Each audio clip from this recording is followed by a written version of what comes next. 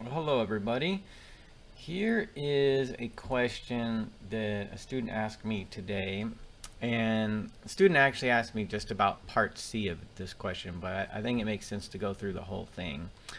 So let me get you up to speed on the question, but I'll say the most about the last part, okay? So it says there was a survey of U.S. adults, sample size 2031. 336 said Franklin Roosevelt was the best president since World War II. Okay? All right, now that's just the data. 231 or 2031 adults, 336 say Franklin Roosevelt was the best president since World War II. Our experiment, though, the experiment that we're going to do calculations on probability for are that 2 U.S. adults are selected at random from this sample without replacement. So it's like there's this pool of 2,031 adults. We take one and we ask them what their opinion is, and they don't go back in the pool, and we take another one. It's not like we grab them, but you get the idea. Okay, now I went ahead. I hate reading these things off my math lab, so I always try to summarize it. And so here's my summary of what's happening.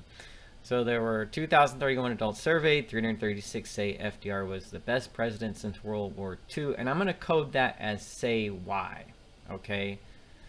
And then the rest did not say that, all right? I mean, who knows what their opinion is, but they didn't say that FDR was the best president since World War II, so I'm going to code the rest of them. Now, I got this number. I took 2031, subtract 336. That would be the rest of the people in the sample.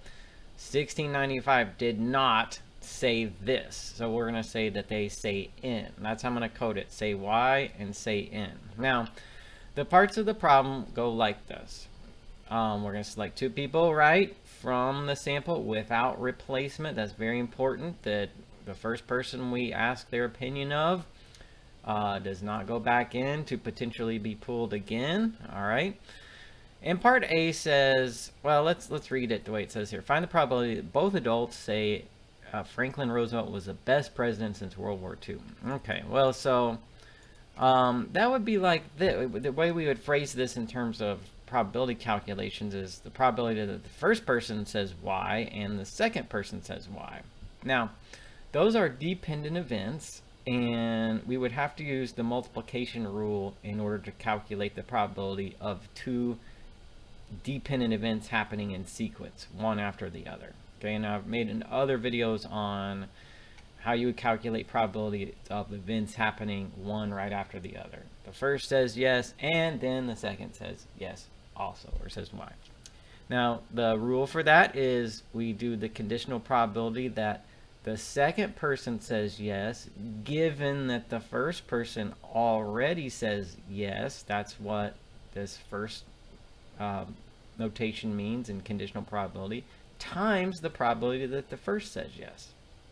Okay, now probability that the first person you select says yes or says Y, well, you've got 336 out of 2031. That's this number.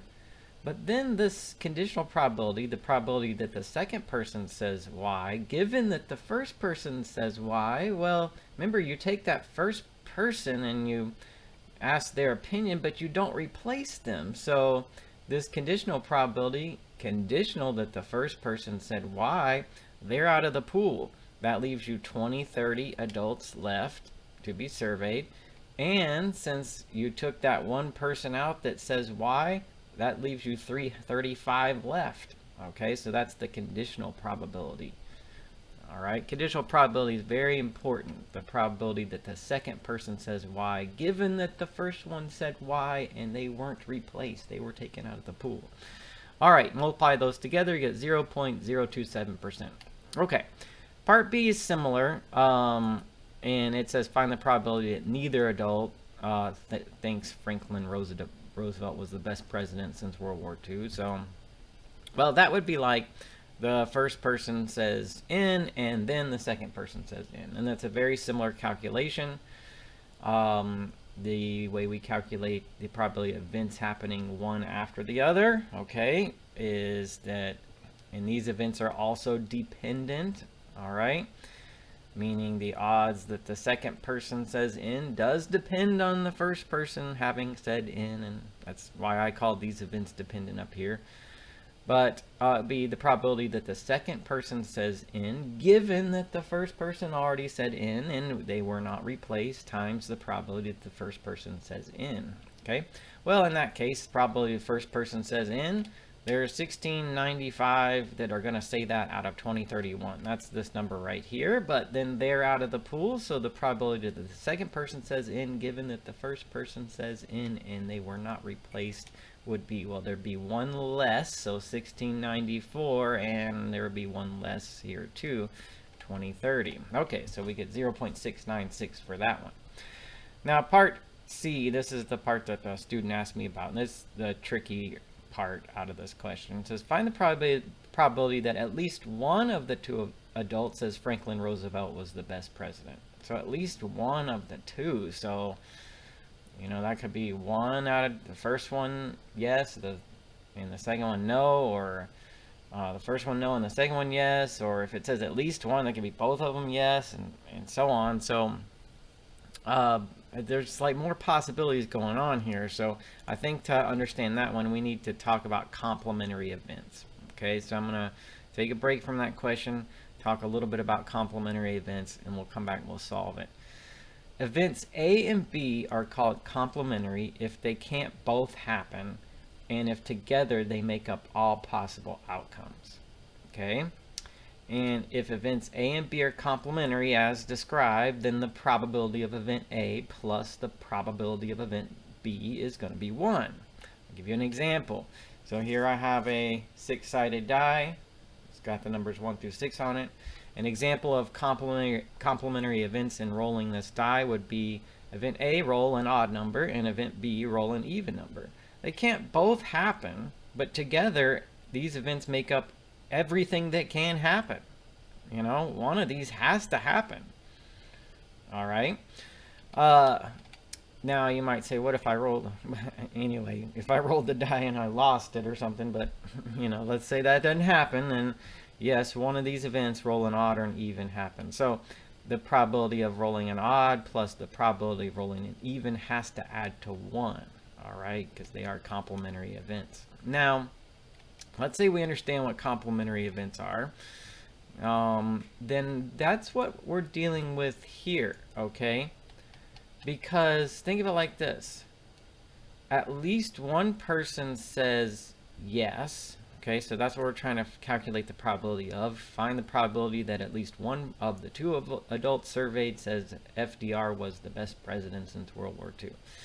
Okay, so I want that, but the complement to that is neither. I mean, at least one would be one out of the two or both, and neither would be the complement of that. Can both of these happen? You know, can the event at least one person says Y and neither says Y both happen? Can't both happen, okay. So yeah, they can't both happen. Together they do make up all possible outcomes though, okay? They do. Because, you know, one of these has to happen. You survey select two people without replacement. Then either at least one of them will say Y, meaning one or both, or neither. So they are complementary events, and we'll make use of that to solve this last part C. So since these are complementary events, then the probability that at least one says Y plus the probability that neither says Y has to add to 1. But in part B, I've calculated the odds that neither says Y. Okay? And it's like saying that both say in.